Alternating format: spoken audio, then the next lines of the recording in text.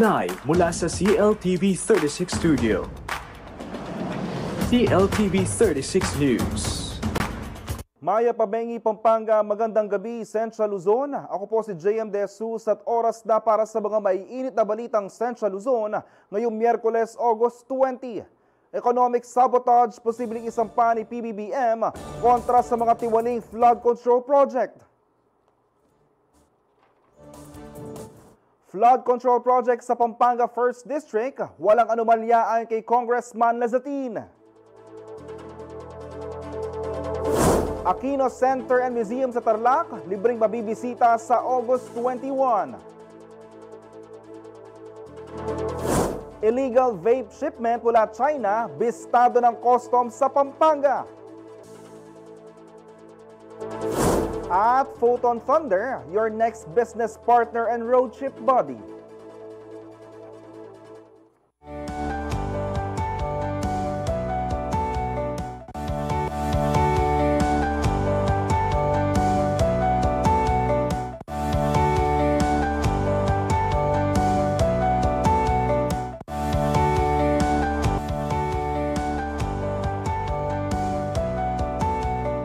Pag-aaralan daw ni Pangulong Ferdinand Marcos Jr. ang pagsampa ng kaso sa mga sangkot sa maanumalyang flood control projects.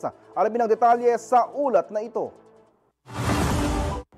Nagbabala si President Ferdinand Marcos Jr. na posibleng humarap sa kasong economic sabotage ang mga kontraktor at opisyal ng gobyerno na mapapatunayang sangkot sa mga maanumalyang flood control projects. Galit raw ang Pangulo dahil napagkaitan umano mga Pilipino ng mahalagang infrastruktura at serbisyo dahil sa epekto ng mga natuklasang problemadong flood control projects. Sinabi ito ni Marcos Jr. sa isinagawang inspeksyon sa flood control project sa Baliwag, Bulacan, kung saan iginiit niya na hindi raw siya mangingiming sampahan ng mabigat na kaso ang mga responsable. Kung maayos lang daw na naipatupad ang mga proyekto, malaking problema umano ng mga umayan ang nasolusyonan. Magagamit raw ito sana bilang irigasyon, supply ng tubig ng komunidad, subakit pasakit umunong hatid dito sa mga residente. Nauna nang ipinag-utos ng Commission on Audit o COA ang pagsasagawa ng fraud audit sa lahat ng flood control project sa Bulacan na tumanggap ng pinakamalaking bahagi ng pondo sa Central Luzon mula 2022 hanggang 2025. Tungo nito sa deklarasyon ng Pangulo sa kanyang SONA na siyasatin ng lahat ng multi-billion pesos flood control project sa bansa. Ayon sa palasyo, pag-aaralan ang magiging resulta ng COA findings at dito ibabase kung itutuloy ang pagsasampa ng kaso. Kasabay nito, muling hinimok ng Pangulong Tambayan na magsumbong ng mga anomalya at irregularidad sa mga flood control projects sa pamamagitan ng sumbong sa Pangulo website. Bagay at napapakinabangan namin ang gusto yung inyong pagsulat sa amin, pagsumbong, padalhan nyo kami ng picture, padalhan nyo kami ng video para alam namin kung ano yung sitwasyon dun sa inyo.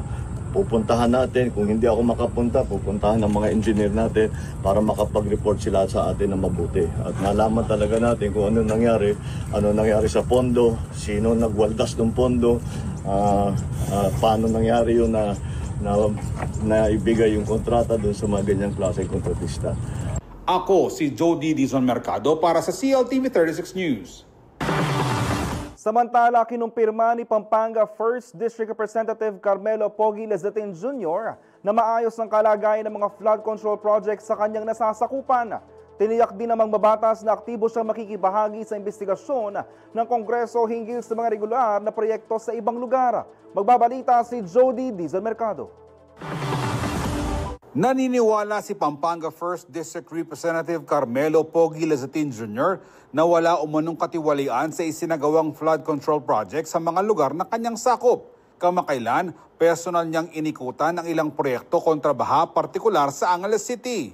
Well, unang-una, gusto ko munang i-clarify na dito sa syudad ng Angeles, Mabalacat, Magalang, walang naging problema. Okay, for the record, lahat po ng mga pinagawa nilang flood control dito maayos. Siguro po, ang ating dating congressman noon, aking kapatid, si Kong John, tinitignan at binabantayan. Siyempre po ngayon, hindi po natin aayaan na magka-problema. At kung ano pong ginawa niya, susundin lang po natin at babantayan po natin yung mga gumagawang flood control dito sa syudad sa Primero Distrito. Bilang miyembro ng House Committee on Public Works and Highways, iginiit ng kongresista na magiging aktibo siya sa kampanya ni Pangulong Ferdinand Marcos Jr. na siyasatin ang mga problemadong flood control project sa buong bansa. Tayo po'y tutulong at makikisali po tayo sa investigasyon nila. Kung ano po yung kailangan natin gawin, gagawin po natin doon. Pagdating po sa investigasyon. Ilan pong lawenta mo kanyan? Ito pong transparency ito, kung po nga rekomenda ko mo, dahil pong ginawa yung Angeles, ilang gawa ka rin nga ng lugar. Uling pong, alaki pong problema kayo di Primero Distrito, na? Oneng manong mo po ito. Ito mo po agawa ito. Pero yung pong buri ko sabihan, lawen tayo nga in buong picture na.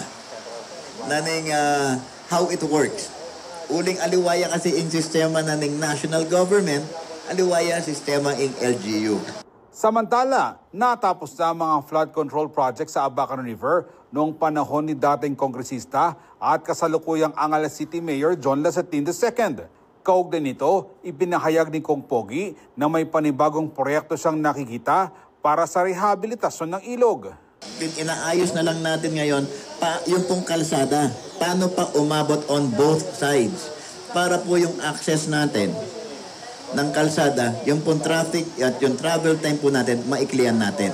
Ipapanukala raw ng mababatas ang pagpapalawak ng access road mula Abacan hanggang Barangay Sapang Batutkuayan para sa mas maginhawang paglalakbay ng mga residente ng Angeles City at Karatig Bayan. Ako si Jody Dizon Mercado para sa CLTV 36 News. Sa ibang balita, nasabat ng Bureau of Customs o BOC Port of Clark ang mahigit 8 million pesos na halaga ng BIS-declared vape products mula China noong August 11. Ayon sa ulat, idineklara ang kargamento bilang mga sapatos at damit. Ngunit natuklasan naglalaman ito ng 20,610 pieces ng Black Ultra Vape Pods. Batay sa impormasyon mula sa Customs Intelligence and Investigation Service, isinailalim sa X-ray at 100% physical examination ang shipment kung saan nadiskubre ang 69 na kahon ng kontrabando. Noong August 12, naglabas ang BOC ng warrant of seizure and detention laban sa kargamento dahil sa paglabag sa Customs Modernization and Tariff Act at sa regulasyon ng Department of Trade and Industry o DTI. Kasunod nito, noong August 14, naaresto sa Quiapo, Maynila ang tatanggap ng shipment sa ikinasang operasyon ng BOC, CIIS at Philippine National Police Criminal Investigation and Detection Group o PNP-CIDG. Binigyan diin ni Customs Commissioner Ariel Nepomuceno na patuloy na maninindigan ng ahensya laban sa lahat ng uri ng smuggling upang maprotektahan ang mga mamimiling Pilipino.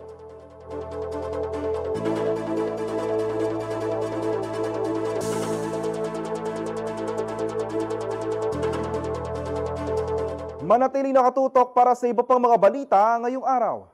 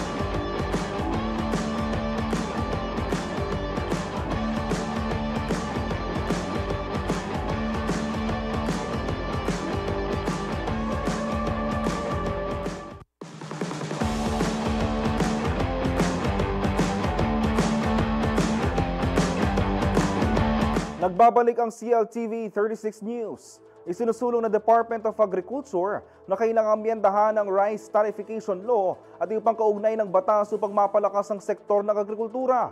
Papanagutin naman ng Senado ang mga nasa likod ng smuggling at mataas na presyo ng pagkain. Narito po ang balita. Umaapela si Department of Agriculture o DA Secretary Francisco Chu Laurel sa mataas sa kapulungan na rebisahin ang mga batas na nagpahina sa sektor ng pagtatanim at suportahan ang pagdaragdag ng investments sa agrikultura. Sa isinagawang pagdinig ng Senate Committee on Agriculture, Food and Agrarian Reform, sinabi ni DA Secretary Francisco Chu Laurel na natanggalan ng kapangyarihan ng kagawaran sa pagkontrol ng supply at presyo dahil sa ipinatupad na Rice Tariffication Law, RTL, at ng Local Government Code. Imbes na reforma, banta raw ang RTL at kailangang magsagawa ng modernisasyon sa agriculture sector mula irigasyon, logistics para maka-access sa mga merkado at suporta hanggang sa lehislatura. Kailangan raw ng malalaking investments. Sa katunayan, kakailanganin raw ng mahigit 1 trilyong piso para sa irigasyon ng 1 milyong hektare ng lupang sakahan. Kung hindi ito masosolusyonan, posible umanong manatiling nakadepende sa importasyon ang bansa. Sa kabila ng mga balakid, binanggit ng kalihim ang ilang improvements tulad ng halos punong warehouses sa migas ng NFA, pagtatayo ng Virology Center sa Central Luzon, at nanalapit na pagbubukas ng Real-Time Command Center para sa market data.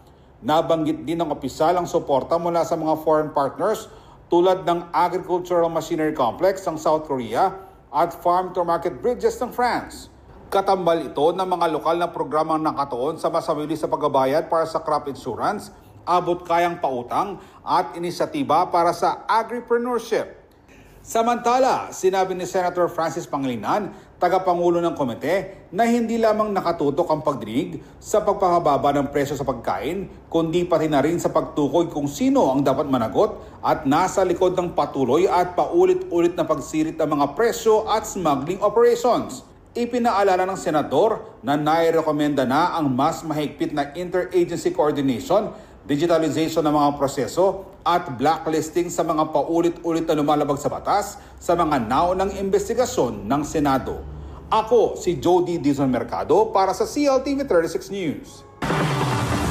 Samantala, nasa 220 na kalahok na binubuo ng healthcare advocates mula sa mga lokal na pamahalaan sa Central Luzon ang lumuhok sa isang forum para sa maternal at child healthcare nitong Miyerkules, August 20.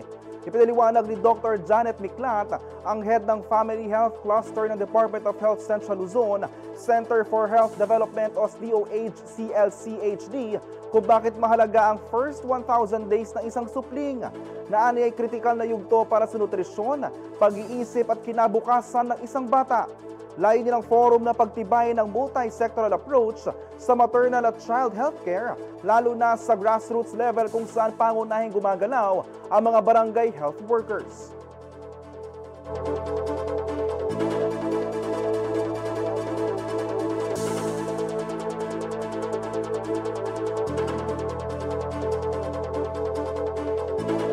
Samantala, isang sanggol na umunoy ibinabandona ang natagpuan sa harap ng kapilya ng Iglesia ni Cristo sa sitio Naglawag, Barangay Santo Niño 3rd, San Jose City, Nueva Ecija nitong Sabado, August 16.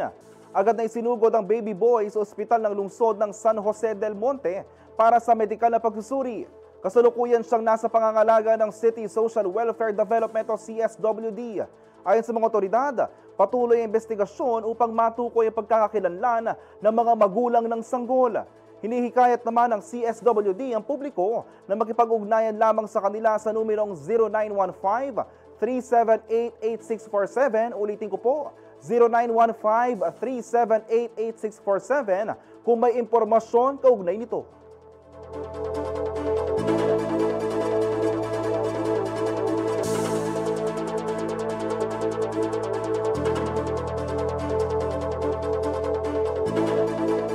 Nagpaalala ang Department of Social Welfare and Development o DSWD sa lahat ng benepisyaryo ng kanilang mga programa na huwag gamitin ang natatanggap na cash aid para sa pagsusugal.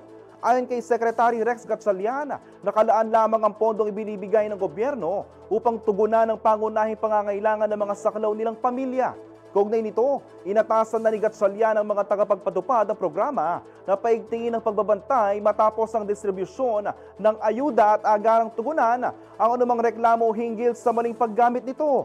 Binigyan diin din niyang posibleng matanggal sa listahan ng mga benepisyaryo at hindi na muling makinabang sa susunod na tulong ang sino mang mapapatunayang ginamit ang ayuda para sa sugal. Matatandang naglabas din kamakailan ng utos ang Bangko Sentral ng Pilipinas o BSP sa mga e-wallet platforms na putulin ng rekoneksyon sa mga online gambling site alang-alang sa kapakanan ng publiko.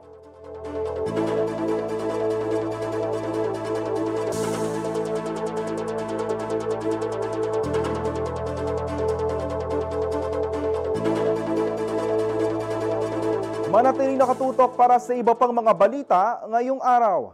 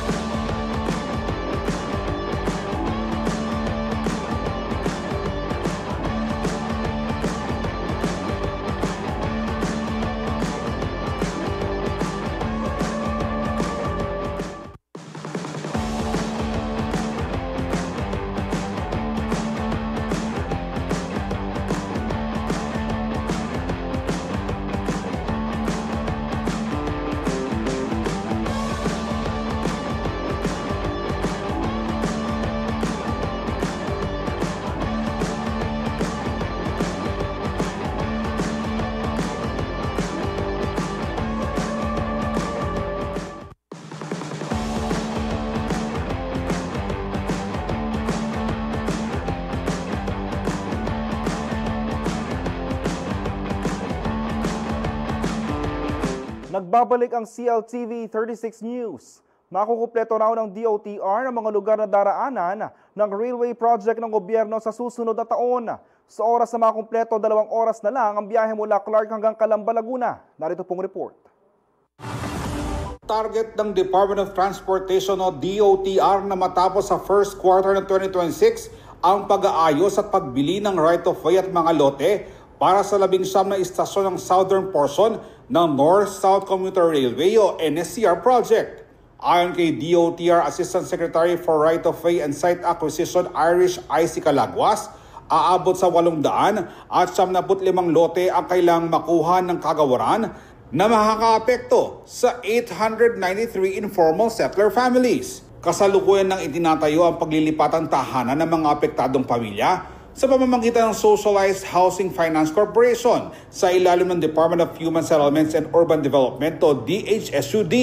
Upang mapabilis ang prosesong ito, inaprobahan ni DOTR Secretary Vince Dizon ang pagdagdag ng 338 mga gawa para sa ahensya. Nauna nang sinabi ng kalihim na makukumpleto ang bahagi ng NSCR sa Clark patungong Malolos, Bulacan sa first quarter ng 2028 bilang pagtalima sa ata si Pangulong Ferdinand Marcos Jr. Sa oras sa matapos ang railway system, tatagal na lamang ng 2 oras ang biyahe mula Clark hanggang Calamba, Laguna. Kamakailan ay naigulat din na naresolba ng DOTR ang 5 malalaking sagabal sa right-of-way ng Metro Manila Subway Project sa loob ng 4 na buwan. Mahigit 3 taon raw nakabinbin ang naturang usapin bago natutukan ng kanilang tanggapan. Sa pamumuno ni Dizon, mas marami na raw ang naipatupad na reforma at mga proyektong makabuluhan ng DOTR para sa mga commuter. Ako si Jody Dizon Mercado para sa CLTV 36 News.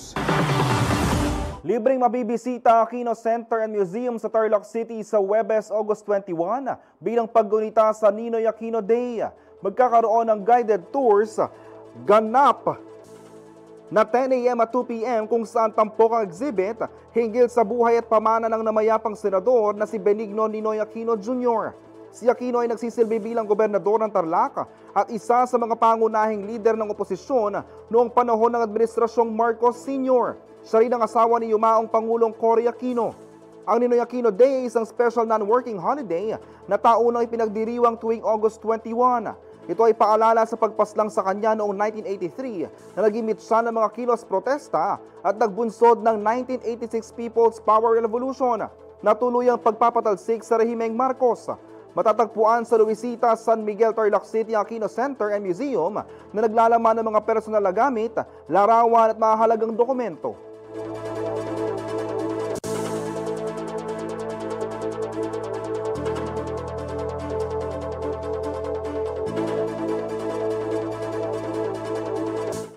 Mas pinalawak ng Shore 360 ang kanilang operasyon sa Clark, Pampanga sa pagbubukas ng kanilang extension office sa tinaguriang Shore House.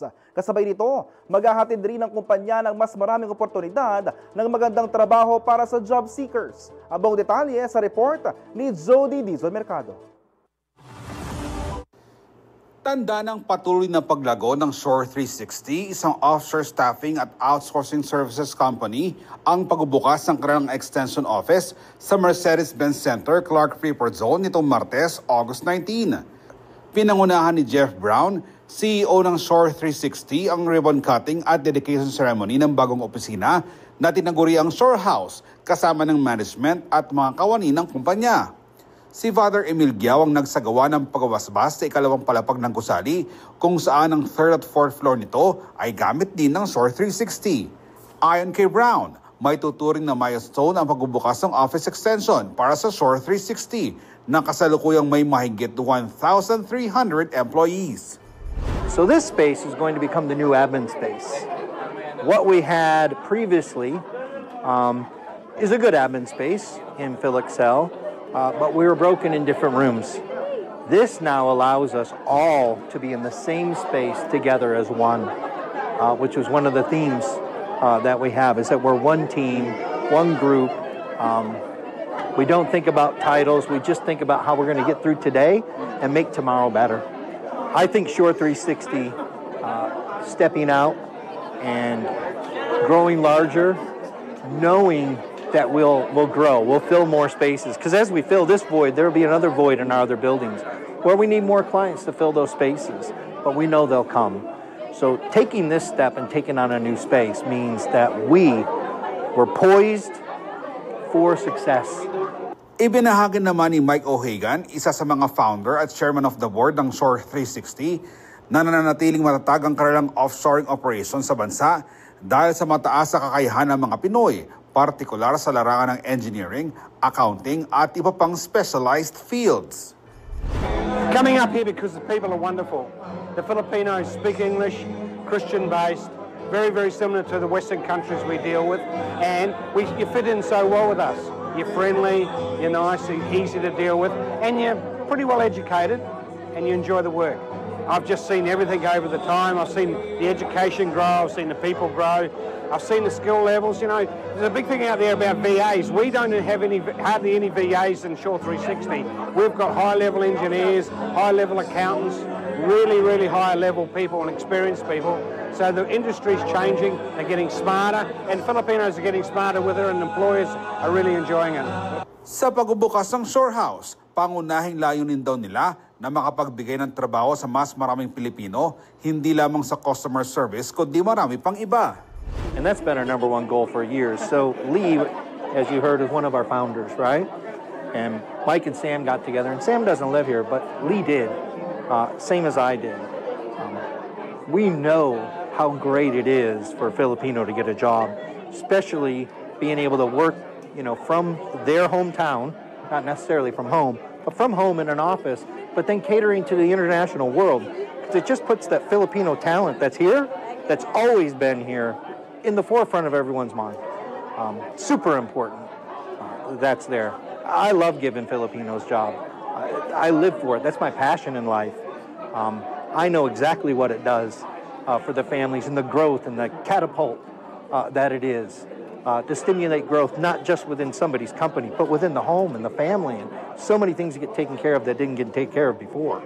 Hindi lang pisikal na espasyo ang nadagdag sa Shore 360, kundi mas malawak na oportunidad para sa mga nagdanais ipamalas ang kanilang galing sa iba't ibang profesional na larangan at maging bahagi ng isang kumpanyang patuloy na lumalago sa Clark. If you really have a passion for what you do, the talent that you have, whether it be an engineer, a nurse, an accountant, you are a pharmacist even, you like doing executive assistant work, and you don't want to be doing a different job because you have that skill as an architect, and you don't want to, per se, answer a phone, customer service for some cell phone. Jobs 360, Shore 360 is for you in that essence, because we truly want to promote your talent. And we have clients that want your talent. They don't want you to just answer the phone and do something different than what you know. So again, if you're an architect, an engineer, a drafter, a full-stack developer, somebody who does graphics design, that's what we have for you. And I really love you to join our team and our family and enjoy the rest of your life. Yeah, Shore 360.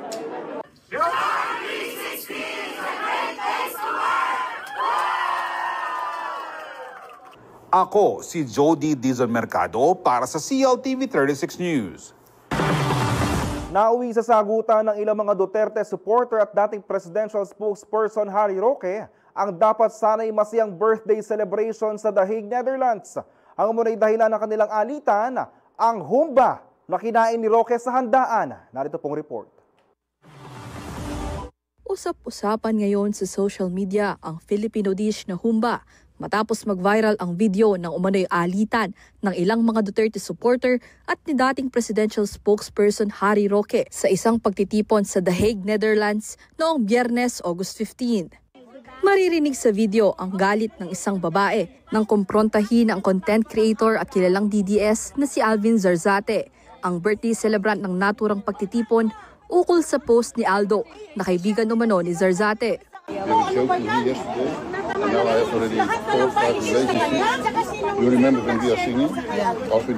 Sa post, makikita ang larawan ni Roque habang kumakain ng humba, habang may caption na, "The world is healing." Shinare naman nito ni Aldo at sinabing natuwa raw siya na na-enjoy ang humba at pinapatawad na raw nila si Roque sa umunoy red tagging at hostile treatment nito sa birthday celebrant at kaibigan niyang si Zarzate. Ito ang naging ugat ng sagutan ni Alvin at Roque. Some things are right, some things are wrong. You need to take a stand. Huwag ka naman plastic. He's really your best friend. Take a stand. Hey, can you stop? Hey.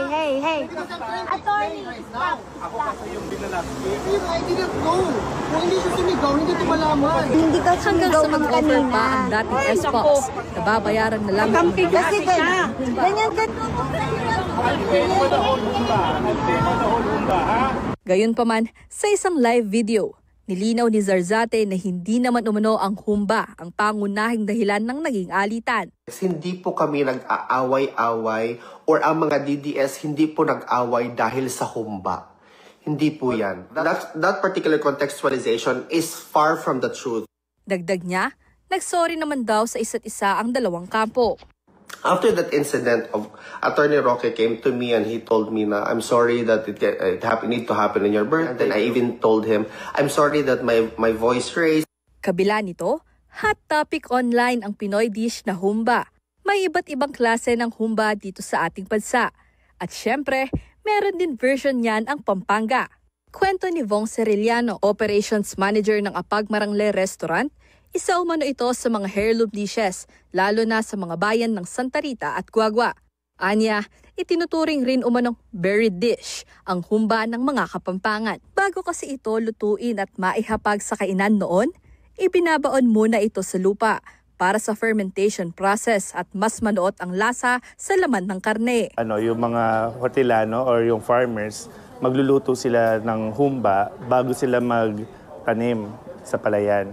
So pagka naluto na nila yung humba, literal talaga na ihuhukay siya sa ilalim ng lupa kasi noong time na yon for fermentation yon kasi wala pang mga refrigerator noong time na yon. Pagka panahon na ng anihan, huhukayin na nila yon tapos lulutuin nila ulit. Tapos yun yung papakain doon sa mga tao tumulong sa pagpupupol o yung pag-aani ng mga ng palay. Paano nga ba lutuin ang tradisyonal na Kapampangan humba o umbang Kapampangan? Swerteng ibinahagi ng Apag Marangle ang kanilang recipe na minana pa umano ng owner nito na si Chef Cherry Pasyontan. Narito ang mga sangkap na kailangan para sa umba.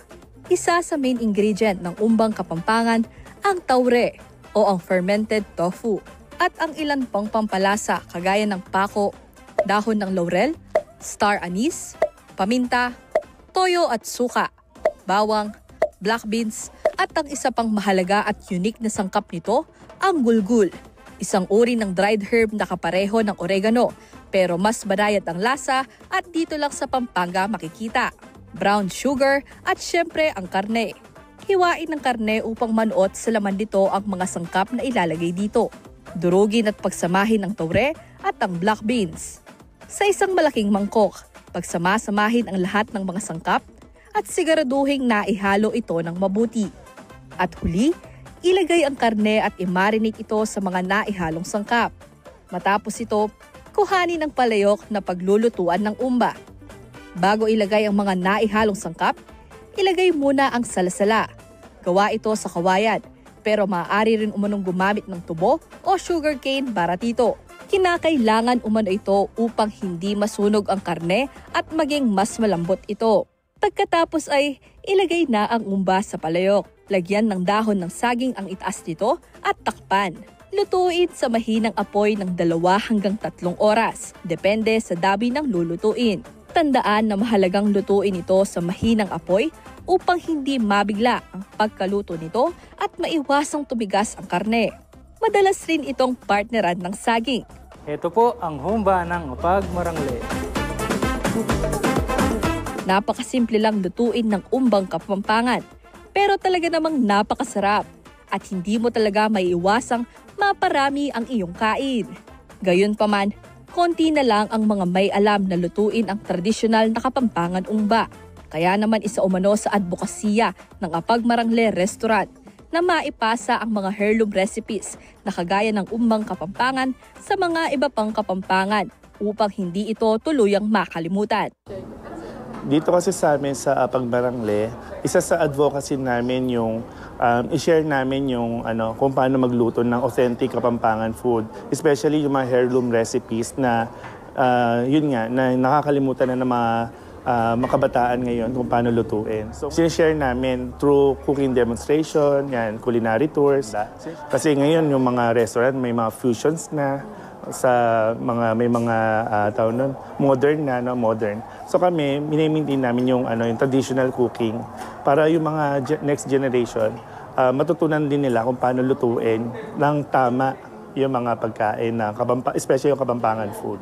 Ashley Punzalan, CLTV 36 News. Natili nakatutok para sa iba pang mga balita ngayong araw.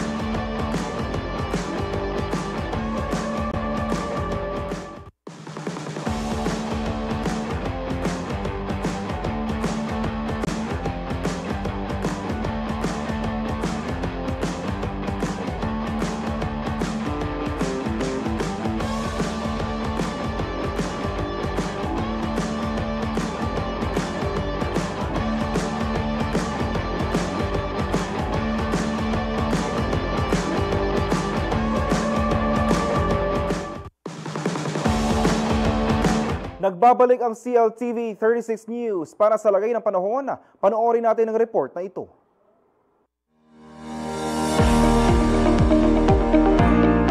Narito ang magiging lagay ng panahon, Miyerkules, August 20, 2025.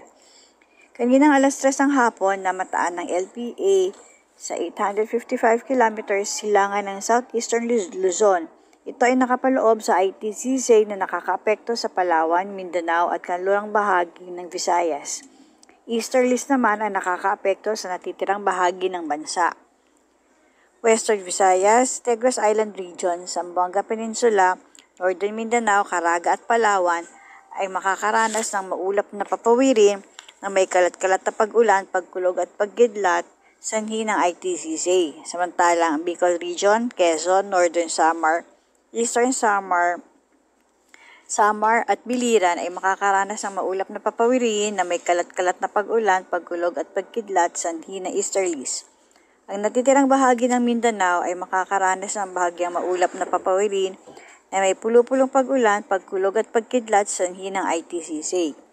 Ang Metro Manila, ang natitirang bahagi ng bansa, ay makakaranas ng bahagyang maulap na papawiri na may pulo-pulong pag-ulan, pagkulog at pagkidlat dulot ng easterlies.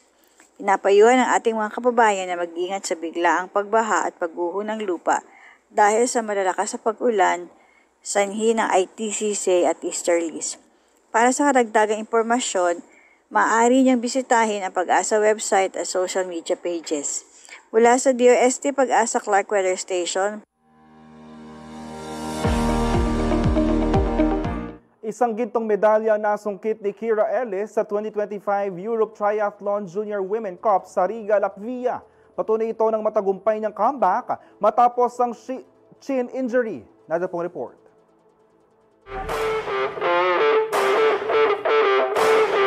Wagi si Kira Ellis sa prestiyosong 2025 Europe Triathlon Junior Women Cup nitong weekend sa Riga, Latvia.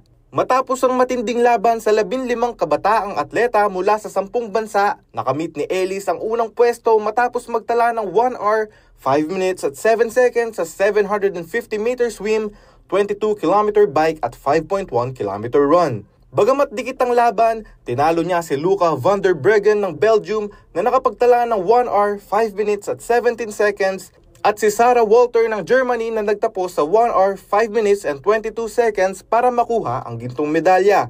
Ang tagumpay ni Ellis ay isang malaking comeback matapos magtamo ng isang shin injury nito lamang first week ng August. Naging malaking pagsubok ito para sa 18-year-old triathlete, ngunit napatunayan niyang hindi hadlang ang anumang pagsubok para maabot ang kanyang mga pangarap.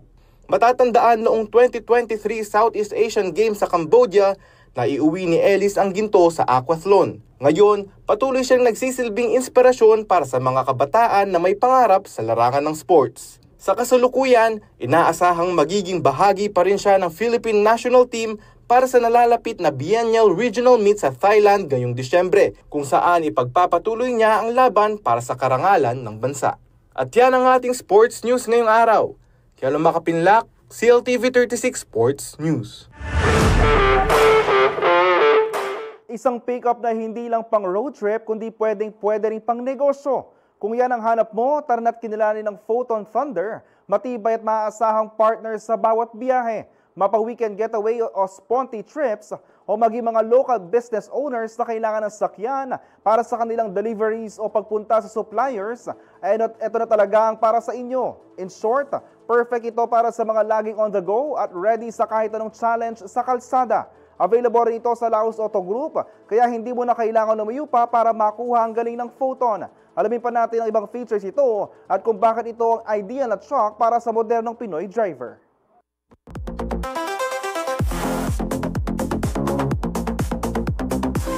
Hi, I am Micaela Hobiling and I am Sales Executive here in Photon, Bacolor, Pampanga.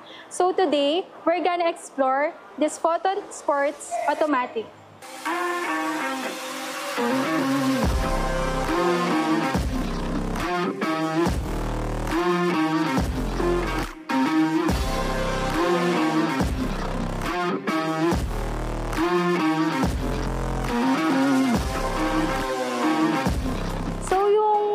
Photon Sports po namin, meron na siyang headlight na naka-projected lamp na din. And then meron na din po siyang DRL or data running light. Tapos yung grill niya po, naka-sporty grill na po siya. So ang engine ng ating Photon Thunder Sports ay 2.0 liter German technology na ang horsepower niya ay 161 and 390 yung torque niya. So yung gulong niya po, yung size niya is 265 by 70, R16 na po siya. And then yung ground clearance niya po, 220 mm na po siya. And then yung suspension niya po, pareho na po silang naka-disc brake sa front and then sa rear niya. Dahil mataas po yung Thunder Sports natin, equip po siya ng stepping board po. And then yung side mirror niya po, meron na po siyang signal light. At sa ating likuran, meron tayong dalawang reverse sensor and then meron tayong reverse camera na pwede natin gamitin sa safety features ng unit.